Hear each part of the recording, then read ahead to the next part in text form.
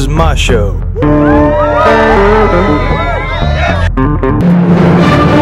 Happy Memorial Day, everybody! My name's Andy Bowles, and I make the videos I want to. In this video, it's a highlighted section of my grandfather's World War II documentary, which he talks about the invasion of Normandy. He was in much more than Normandy. He also had a huge role in the Pacific Theater, and he was part of Okinawa. It is on file at the National World War II Museum.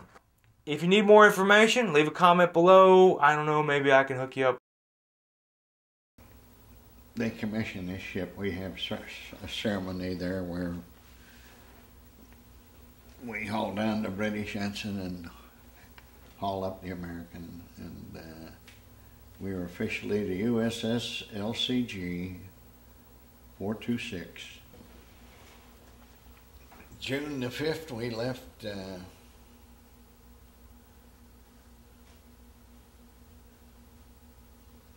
we fueled up, loaded with ammo and a whole bit, and we left Salcombe and got in a line with ships that went up the coast to the Isle of Wight, and we turned right, and on our outside two flanks were, these were landing craft. They were LSTs, LCTs, and they were loaded with troops there, you know. It wasn't like coming off a transport.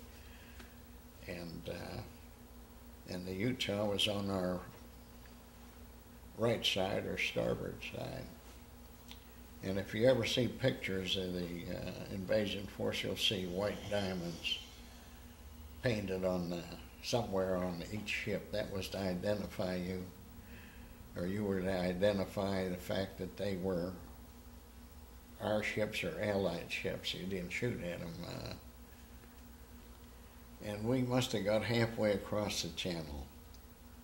I think it was about 30 miles across or 35 miles when they called it off. There's hundreds of ships there. So we turned around. I don't know how we did it, but we did. And we come around, but this time we went into Dartmouth Harbor and up the river a ways, and that's where we stayed until that night. We stayed there during the day, and that night we took off again. That was June 6th. And we crossed the channel. You could, the sea was just covered with ships. Ships that you don't normally see. They were all amphibious craft, you know, LCTs, LSTs. We had at Omaha Beach, we had 10 gunboats, 10 rocket ships, and 10 flak ships. And there was, I think the beach itself, I think it was 26 miles long. That's a hell of a stretch. And our assignment was Veerville. The Veerville exit, there were 4 exits at Omaha, and we were assigned to position ourselves to counteract or provide counterfire to any German counterattack, you know. And we had our targets for D-Day proper. Anyway, at 6 o'clock in the morning, at the break of dawn, we were approaching that place, and about 6 o'clock we were about 1,500 to 1,000 yards off the beach. And at 6:30 everybody opened fire, and we fired into Veerville. We had targets in the Veerville area. Now me, I don't know what the targets were. I was busy loading.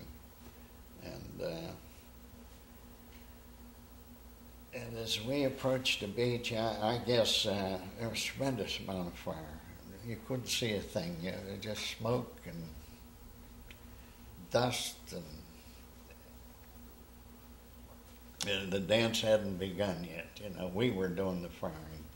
We had the Arkansas, we had the Texas, we had a French cruiser, we had the British cruiser, the Black Prince,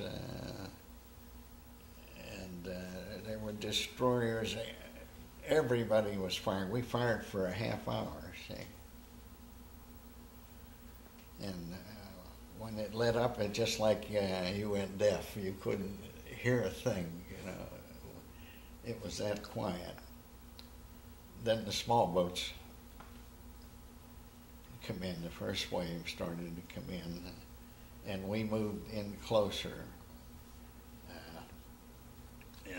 We went in with the first wave as far as we could.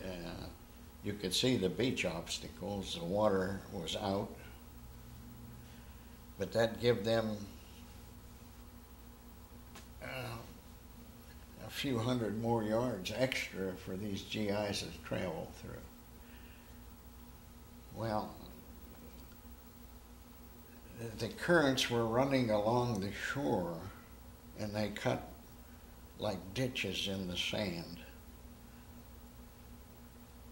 And these boats were fully loaded, and they would run into where the sand was built up and drop their ramp, and these people tried to wade ashore, see. And a lot of them drowned. They had their full equipment on. The practice they changed in the Pacific. They just step into deep water, and there's no way they could recover. Then the counterfire come to life, and they just you can't describe it. It was so disoriented and disorienting, and noise like you wouldn't believe. It was just thunderous. And first you could see, then you couldn't see. They were raining down mortar fire, and they'd walk up the beach with the mortar fire and down the beach. And they just, it was sheer murder. And these guys kept coming, and kept coming, and kept coming. Then, and firsthand, what I could see was they weren't making, they could make it to the seawall. Some of them. Most of them, they shot them right down in the boats. They were up above, and they just had them enfiladed.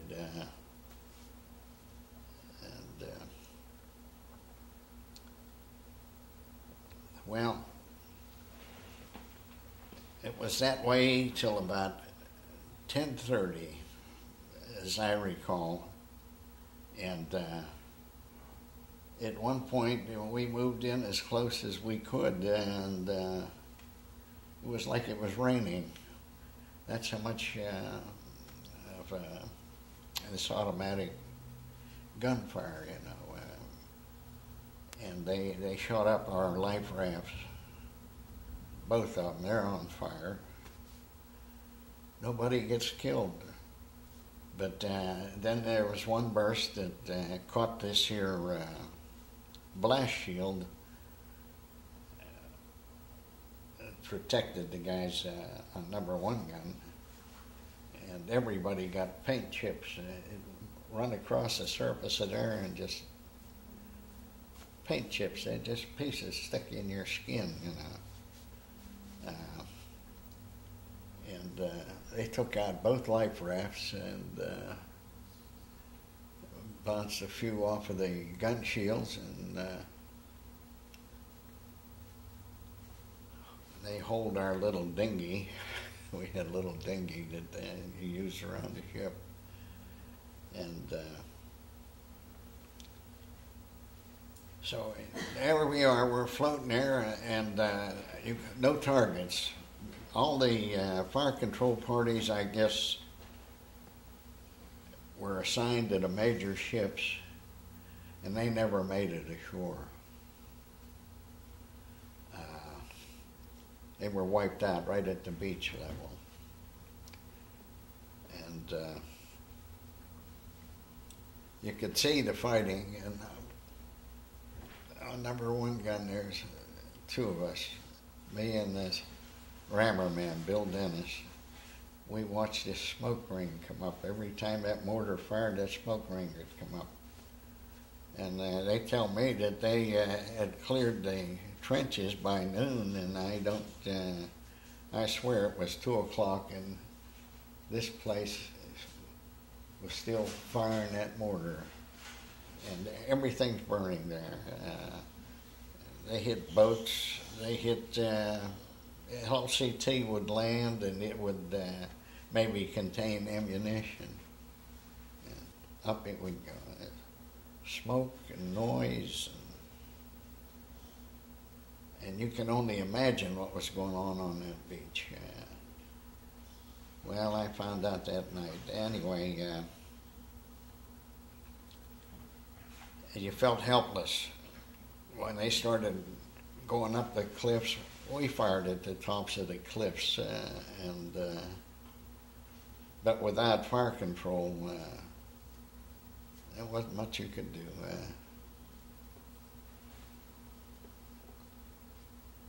Well, by noon,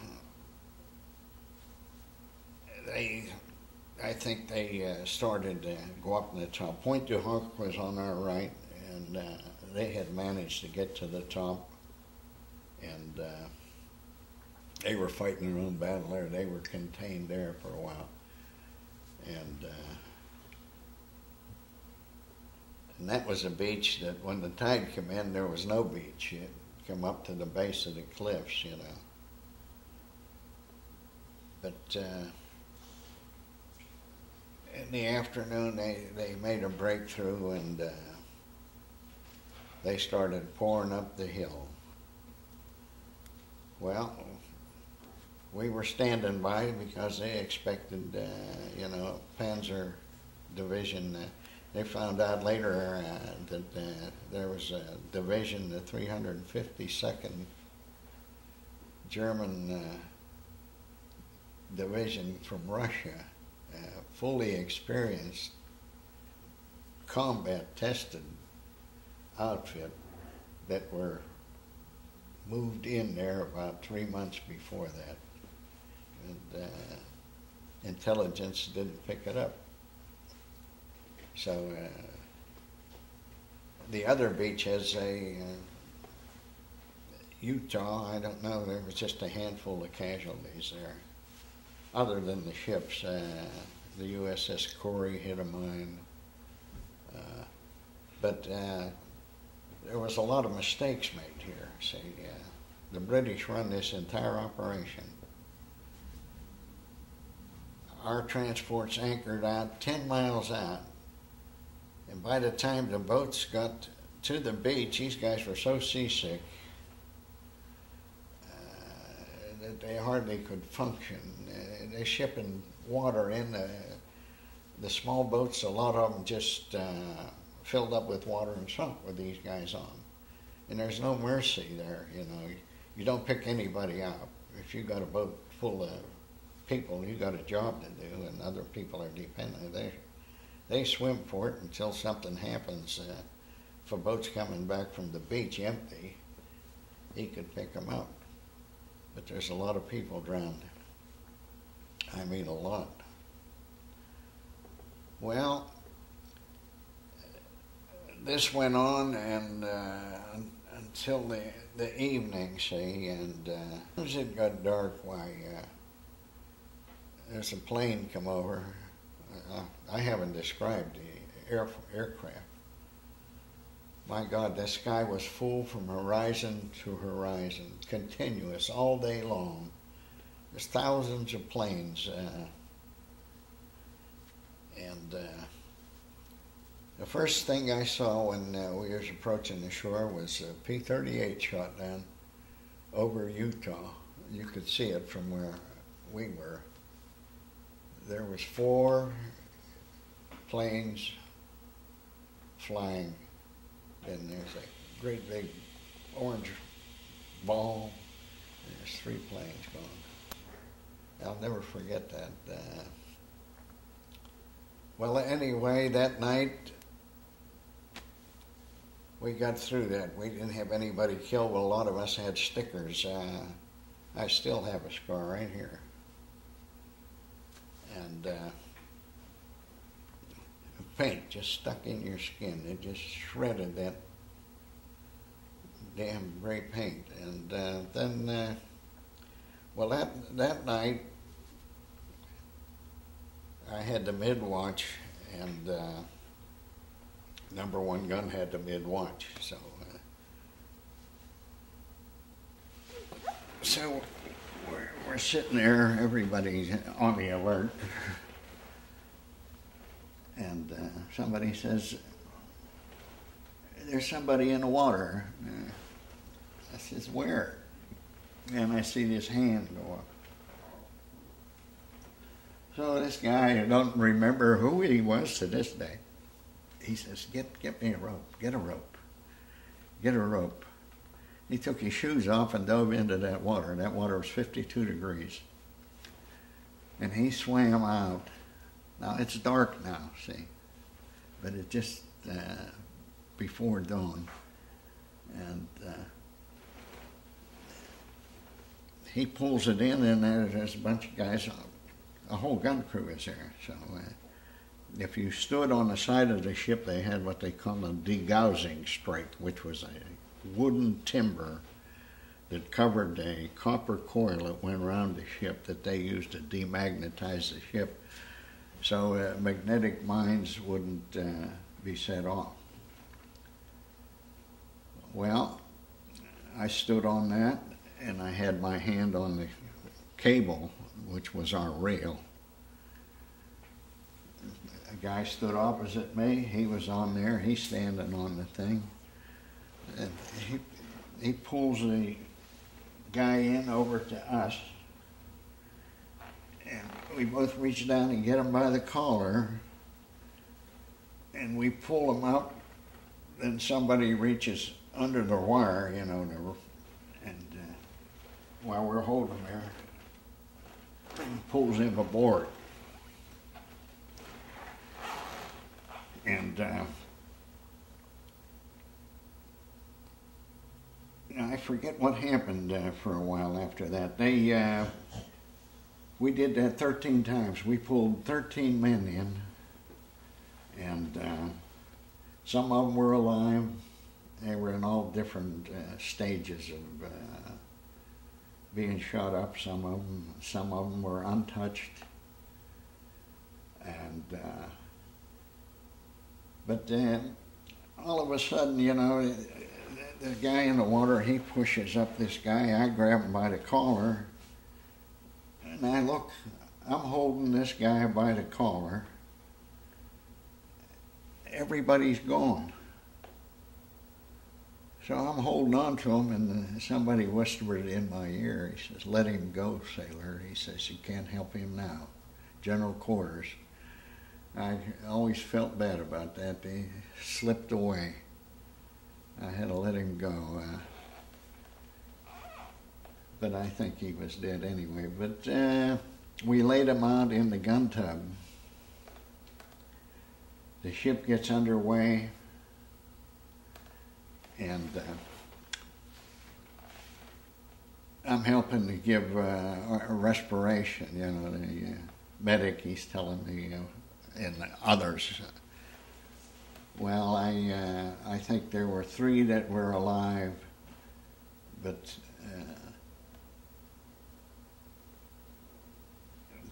one guy was definitely in decent shape. He turned out to be a ranger. The other 3, they died. So we had 12 dead men, and we're going up the shore towards, we got the word that we were going into this there little harbor, Port-en-Bessin. And it was the last link in the beachheads between ours and the Canadians. I think it was Juno, Sword, Gold, and I think it was the Canadians. The 1st Division on the American side, the Canadians on the other side of Port-en-Bessin, and us in the middle. They sent us into this harbor, and we're not in there 30 seconds when somebody up on a seawall, there's a seawall, I guess the North Sea, you know, if you look at the way the peninsula is, the North Sea pours right down into that. The beachheads are practically east and west. And the first thing they do is we get machine gun fire right off the seawall. There's a stone building there. I don't know, it looked like a building at that time, but we immediately, both guns must have hit it simultaneously. We blew blocks out as big as 4 of them squares. It just blew it away. Then we started getting fire from the town, the harbor. So we just sit there and counter fire. We fired from about 9:30 till 2 o'clock in the afternoon, and we had a fire control party, and the ship was given credit for 700 Germans that we knocked out. Gun emplacements, harbor emplacements, with the 1st Division knocked out, they took the town. About 2 o'clock in the afternoon, here comes, we're getting no more instructions, we're sitting there, and here comes 4 whaleboats from the French cruiser, full of Free French soldiers.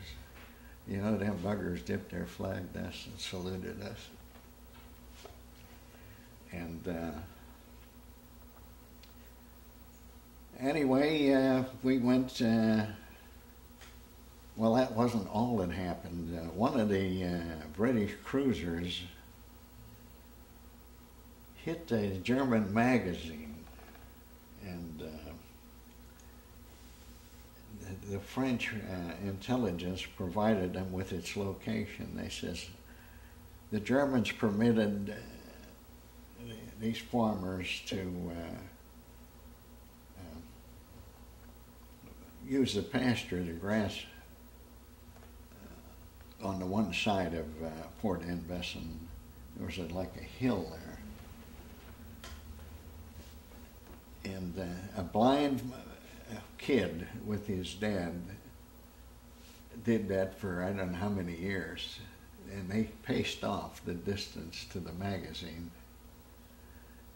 And they, I don't know if it was the Ajax or the Exeter that got a direct hit on that thing and about blowed us out of the harbor. A tremendous explosion, tremendous. Well, we left there and went out into the fleet. We went to a hospital ship. They turned us away and sent us to another ship. And these guys were laughing. They're like, what the hell kind of ship is that, you know? And they shut up as soon as they seen the bodies start to